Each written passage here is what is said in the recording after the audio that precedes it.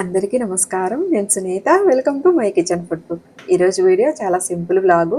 Morning breakfast అలాగే evening డిన్నర్‌లోకి నేనేమి రెసిపీస్ ప్రిపేర్ చేసుకున్నాను. అలాగే టేస్టీగా ఉండే 2 డిన్నర్ రెసిపీస్ అన్నమాట. కాకరకాయతో అలాగే దొండకాయ, మామిడికాయతో డిఫరెంట్‌గా మనం రెసిపీస్ అయితే ప్రిపేర్ చేసుకున్నాం ఈరోజు. ముందుగా అయితే ఇక నేను నైట్ దోసలోకని చెప్పేసి మినపప్పు అయితే నానబెట్టుకున్నాను. ఫస్ట్ అయితే ఇవి గ్రైండ్ చేసుకోవాలి. 1 కప్పు పొట్టు మినపప్పు తీసుకున్నాను. అలాగే 2 కప్పుల మిల్లెట్స్ తీసుకున్నాను. మిల్లెట్స్ ఏవైనా తీసుకోవచ్చు. దీంట్లో మనం అటుకులు కానీ ఇట్లా ఏం యాడ్ చేయాల్సిన అవసరం లేదు. చక్కగా ముందు రోజు నైట్ నానబెట్టేసుకొని నెక్స్ట్ డే మార్నింగ్ గ్రైండ్ చేసుకోవచ్చు. టేస్ట్ అయితే చాలా బాగుంటాయి. దోసలు కూడా చాలా బాగా వస్తాయి. నేను 1 కప్పు మినపప్పు 2 కప్పుల మిల్లెట్స్ తీసుకున్నాను. ముందు రోజు నైట్ శుభ్రంగా కడిగి పెట్టేసుకొని నెక్స్ట్ డే మార్నింగ్ కొంచెం పైన కావాలంటే పొట్టు లైట్గా తీసేసుకోవచ్చు, లేదంటే అలాగే గ్రైండ్ చేసుకోవచ్చు. నేను ఒక 2-3 సార్లు కడిగి పొట్టు అయితే కొంచెం తీసేసాను. ఇప్పుడు మిక్సీ జార్లో తీసుకొని గ్రైండ్ చేసుకోవటమే. సాల్ట్ కూడా ఇక్కడే యాడ్ చేస్తున్నాను. సాల్ట్ ఇక్కడ యాడ్ చేసుకోకపోయినా చక్కగా మనం దోశ వేసుకోబోయే ముందైనా యాడ్ చేసుకోవచ్చు. నాకు రెగ్యులర్గా ఇలా అలవాటు అయిపోయింది. గ్రైండ్ చేసుకునేటప్పుడే యాడ్ చేస్తూ ఉంటా ఎక్కువగా సాల్ట్. చూడండి, మెత్తగా గ్రైండ్ చేసేసుకొని ఇంకా ఏదైనా కంటైనర్లో ఇలా స్టోర్ చేసేసుకొని పక్కన పెట్టేసుకోవడమే. పిండి అయితే చాలా చక్కగా పులుస్తుంది. దోశలు కూడా చాలా బాగా వస్తాయి. క్రిస్పీగా కావాలంటే అలా అయినా వేసుకోవచ్చు. పల్స్గా వస్తాయి, చాలా బాగా వస్తాయి. టేస్ట్ కూడా బాగుంటాయి. చక్కగా ఫైబర్ కూడా ఎక్కువ ఉంటుంది. ఇట్లా మనం అంటే వైట్ రైస్తో ఇలా ఎలా అయినా సరే మనం ఫుడ్ అనేది కంట్రోల్గా తీసుకుంటే ఏది ఉండదు, వెయిట్ గెయిన్ అవ్వరు. చక్కగా హెల్త్కి కూడా మంచిదే. కంట్రోల్ లేకుండా తింటే ఏదైనా సరే ఇబ్బందే కదా. జనరల్గా మనకి వైట్ రైస్ ఇలా తిన్నప్పుడు కొంచెం ఎక్కువే తీసుకుంటూ ఉంటాం. ఇలా మిల్లెట్స్తో ఇలా తీసుకుంటే ఫైబర్ ఎక్కువ ఉంటుంది కాబట్టి కొంచెం ఆకలేయటం కూడా మనకి తక్కువగా ఉంటుంది. ఎక్కువసేపు ఉండగలుగుతాము. హెల్త్కి కూడా మంచిది. లేదంటే తక్కువగా తినేవాళ్ళు ఏది తిన్నా కూడా మంచిదే కదా. రైస్ తీసుకున్నా ఏది తీసుకున్నా కూడా ఒకటే. సరే, ఇక్కడైతే ఇంకా నేను పిండి అంతా గ్రైండ్ చేసి పక్కన పెట్టేసుకున్నాను. మార్నింగ్ బ్రేక్ఫాస్ట్లోకి ఈరోజు పూరి అయితే ప్రిపేర్ చేస్తున్నా. ఆల్రెడీ గోధుమ పిండి కలిపి పెట్టేసుకున్నాను. అలాగే బంగాళదుంపలు, ఉల్లిపాయ, టమాటా ఇవన్నీ కట్ చేసుకొని తాలింపు పెట్టేసుకొని కుక్కర్లోనే పెట్టేశాను. ఒక 2 విజిల్స్ వచ్చిన తర్వాత స్టవ్ ఆఫ్ చేసుకున్నాను. ఇప్పుడు ఇందులో కొంచెం శనగపిండి, ఒక 2 స్పూన్ల శనగపిండి అయితే యాడ్ చేస్తున్నా. మనకి పూరీలోకి కర్రీ ఇలా చేసుకుంటే చాలా బాగుంటుంది కదా. టేస్ట్ అయితే చాలా బాగుంటుంది. మనం విడిగా ప్రిపేర్ చేసుకోవచ్చు, లేదా ఇలా ఫాస్ట్గా అయిపోవాలంటే కుక్కర్లో పెట్టేసుకోవచ్చు.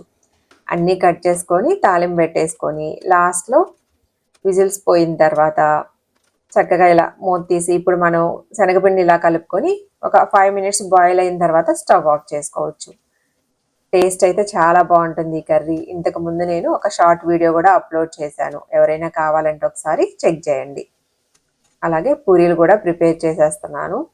ఇది యాక్చువల్గా స్కేటింగ్ ఉన్నప్పుడు తీసిన వీడియో.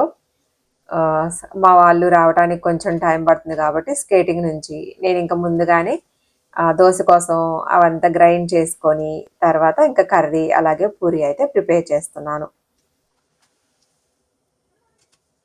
ఎప్పుడైనా ఒకసారి ఇలా డీప్ ఫ్రై ఐటమ్స్ ఇట్లా వీకెండ్స్ కానీ లేదా వీక్ డేస్లో కానీ చాలా రేర్గా అయితే ప్రిపేర్ చేస్తూ ఉంటా. రెగ్యులర్గా అయితే డీప్ ఫ్రై ఐటమ్స్ అయితే చేయట్లేదు. మార్నింగ్ బ్రేక్ఫాస్ట్ అయితే ఫినిష్ చేసుకున్నాము. ఇంకా ఆఫ్టర్నూన్ వేరే వర్క్స్ అయితే ఏం లేవు ఈరోజు. సరే, డిన్నర్లోకి ఈరోజు దొండకాయ మామిడికాయతో పచ్చడి.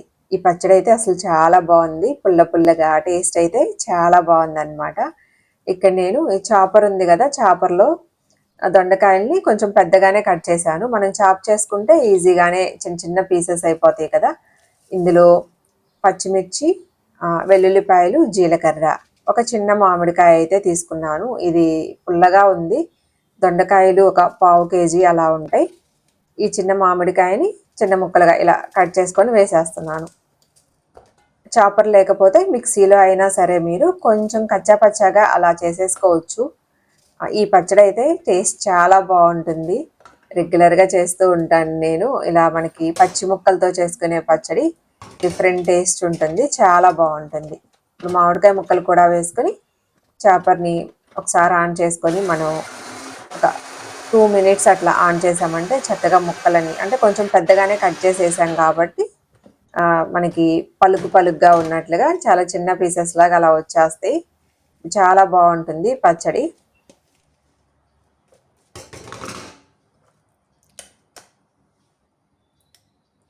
చూడండి ఇక్కడ కొంచెం అంటే మనకి కచ్చా పచ్చాగా మనం మిక్సీ జార్లో అయినా సరే ఒక్కసారి అలా టర్న్ చేసి ఆఫ్ చేసుకుంటా అలా చేసుకుంటే సరిపోతుంది.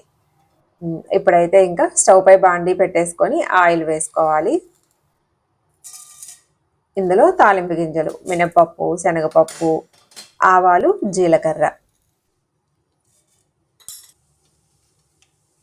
ఇవి వేగిన తర్వాత ఇందులో కొద్దిగా కరివేపాకు వేసుకోవాలి.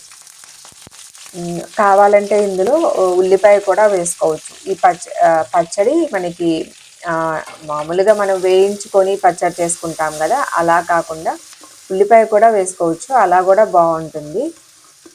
ఈరోజైతే నేను ఉల్లిపాయ వేయట్లేదు. ఇంకా కరివేపాకు వేగిన తర్వాత మనం చాప్ చేసుకున్న దొండకాయ, మామిడికాయ ముక్కలు ఉన్నాయి కదా, ఇవి వేసేసుకోవటమే. ఇంక ఇందులో టేస్ట్కి తగినట్లుగా ఉప్పు వేసుకొని ఇంకొకసారి బాగా కలుపుకొని మూత పెట్టుకొని మీడియం ఫ్లేమ్లో పెట్టుకుంటే చక్కగా పచ్చడి అంతా బాగా మంచిగా కుక్ అవుతుంది. చాలా బాగుంటుంది టేస్ట్ అయితే. అంతా కొంచెం ఆయిల్ అంతా బయటకు వచ్చే వరకు అలా వేయించుకుంటే సరిపోతుంది అంతే. మూత పెట్టుకొని ఇంకా సరే, ఇప్పుడైతే కాకరకాయ ఫ్రై కోసం చాపర్లోనే ఇవి ఇక్కడ నేనైతే ఒక 1/2 కిలో వరకు తీసుకున్నాను కాకరకాయలు. చూడండి, ఒక మీడియం సైజుగా ఇలా ముక్కలు కట్ చేసుకొని వేసేసుకోవచ్చు. వీటిని ఇప్పుడు మనం చాప్ చేసుకుందాం. లేదంటే నేనైతే పైన చెక్కుతో పాటు వేస్తున్నాను. మనకు గ్రీన్ కలర్ది ఉంటుంది కదా పైన, మీకు అది ఎక్కువ చేదుగా ఉంటుంది వద్దు అనుకుంటే చక్కగా పీలర్తో పీల్ చేసుకొని చాపర్ లేకపోయినా కూడా చక్కగా చిన్న చిన్న ముక్కలుగా కట్ చేసుకోండి. అలా కట్ చేసుకున్నా కూడా బాగుంటుంది. నేనైతే ఇంకా ఎలాగో చాపర్ తీసాను కాబట్టి ఇలా ఈజీగా ఉంటుందని ఇందులోనే వేసేసాను. మనకి జ్యూస్ అయితే వస్తుంది కదా, ఎక్కువ చేదుగా ఉంటుంది. సరే, పైన జ్యూస్ అయితే ఇలా పిండేస్తున్నాను.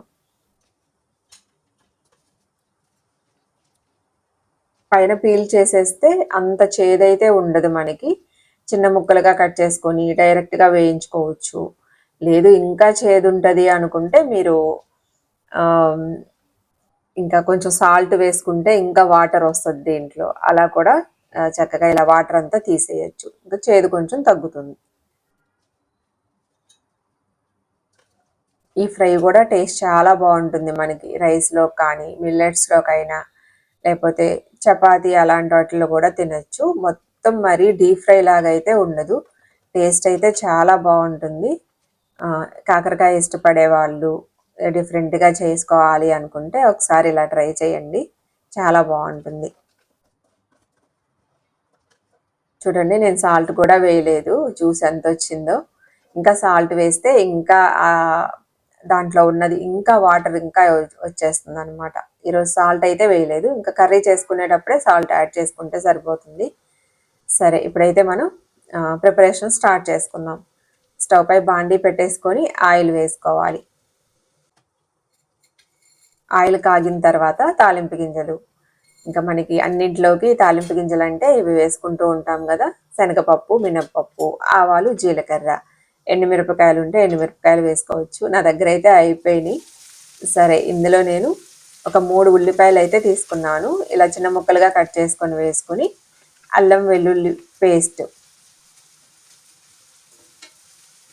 అల్లం వెల్లుల్లి పచ్చిమిర్చి, అంటే ఇది కొంచెం లాస్ట్ టైం వేరే కర్రీ కోసం అని చెప్పేసి పచ్చిమిర్చి కూడా వేసాను, అందుకే గ్రీన్ కలర్లో ఉంది. 1 స్పూన్ అనమాట అల్లం వెల్లుల్లి పచ్చిమిర్చి. కరివేపాకు వేసుకుని టమాటాలు పెద్ద సైజు ఒక 2 తీసుకొని వేసుకున్నా. కొంచెం పసుపు వేసుకోవాలి. ఇప్పుడు ఈ టమాటా అంతా చక్కగా మెత్తగా అయ్యే వరకు మూత పెట్టుకొని కుక్ చేసుకోవాలి. ఇప్పుడు మూత తీసి చూద్దాం. చూడండి, టమాటా అంతా మంచిగా బాగా కుక్ అయింది. ఇప్పుడు ఇందులో మనం చాప్ చేసుకున్న కాకరకాయ ముక్కలు అయితే వేసుకోవాలి.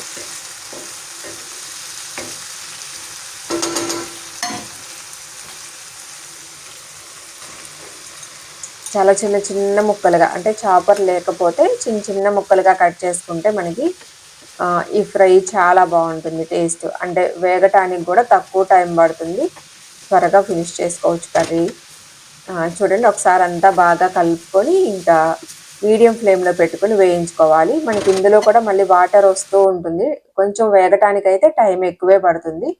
చూడండి, ఈ విధంగా వచ్చే వరకు అయితే వేయించుకోవాలి. మరి పొడి పొడిలాడుతూ అలా కాదు, ఆయిల్ కూడా కొంచెం ఎక్కువ పడుతుంది. ఆయిల్ కూడా చూసుకొని వేసుకోండి. కర్రీ ఈ విధంగా పొడి పొడిలాడుతూ వచ్చిన తర్వాత ఇందులో ఒక అరచిప్ప వరకు కొబ్బరిని తురుముకొని వేసుకోండి, టేస్ట్ బాగుంటుంది పచ్చి కొబ్బరి. అలాగే ఇప్పుడు టేస్ట్కి తగినట్లుగా ఉప్పు వేసుకోవాలి. వేసుకున్న తర్వాత కారము, ఇక్కడ కొబ్బరి కారమే వేస్తున్నా, అంటే కారంలో మనకి కొబ్బరి ఎక్కువైతే ఉండదు, పచ్చి కొబ్బరి ఫ్లేవర్ వేరే ఉంటుంది. సరే, కొబ్బరి కారం కాకపోతే మీరు నార్మల్ కారం యాడ్ చేసుకోండి, ఆల్రెడీ కొబ్బరి వేసుకుంటారు కాబట్టి. కొంచెం ఒక స్పూన్ అయితే బెల్లం వేసాను. కాకరకాయలో జనరల్గా కొంచెం చేదు ఉంటుంది కాబట్టి బెల్లం అయితే వేసుకుంటూ ఉంటాం. బెల్లం ఇష్టం లేకపోతే స్కిప్ చేయొచ్చు. ఇంకా ఒకసారి కలుపుకొని ఒక 5 మినిట్స్ తర్వాత స్టవ్ ఆఫ్ చేసుకోవడమే. ఇక్కడ ఆల్రెడీ మిల్లెట్స్ కూడా చూడండి ఆల్మోస్ట్ కుక్ అయినాయి. ఇంకా మిల్లెట్స్ కూడా గంజి వంపేసి పెట్టుకుంటాను. ఈరోజు రెసిపీస్ అయితే dinner recipes. Millets already cook చేశాను. ఇక్కడ దొండకాయ పచ్చడి చూడండి, ఈ విధంగా మనకి కుక్ అయితే చక్కగా కలర్ చేంజ్ అవుతుంది, ఆయిల్ కూడా పక్కకు వస్తుంది అన్నమాట. అలా వచ్చినప్పుడు మనం స్టవ్ ఆఫ్ చేసుకోవడమే. ఇంకా కాకరకాయ ఫ్రై చూడండి, పచ్చి కొబ్బరి వేసాము, ఉల్లిపాయలు, టమాటా ఇవన్నీ వేసుకొని చేసుకున్నాం కదా, టేస్ట్ అయితే చాలా బాగుంటుంది. ఒకసారి ట్రై చేయండి. ఈరోజు డిన్నర్ రెసిపీస్ అయితే ఇవే. మళ్ళీ నెక్స్ట్ వీడియోలో కలుద్దాం. Thank you so much. Bye.